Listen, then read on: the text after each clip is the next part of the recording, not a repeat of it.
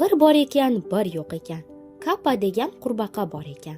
U suvda juda yaxshi suzar ekan. Yana kuylashni ham xush ko'rar ekan. Qishning sovuq ammo quyoshli kunlarining birida Kappa muzlagan suv yuzasida o'tirib xayol surib turganida suv ostida bir mavjudotni unga boqib turganini ko'rib qolibdi.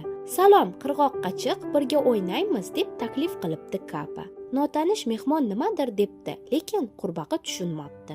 Bu orada kun ancha ilib, muzlar eriy boshlabdi. "Kel, birga sakrab quvlashmachoq o'ynaymiz" debdi Kappa. Suv tagidagi mavjudot ham javob qaytaribdi, lekin Kappa yana tushunmabdi. Ular kechgacha birga o'ynashibdi. Kech tusha boshlagach, Kappaning do'sti g'oyib bo'libdi. Qurbaqa do'stini ovozini boricha chaqiribdi, lekin hech kim sado bermabdi. Boshini egib xafa bo'libdi. Uni bu ahvolda ko'rgan onasi sababini so'rabdi. "Shunga ham xafa bo'lasanmi?" debdi oyisi jilmayib. "U sening suvdagi aksing-ku.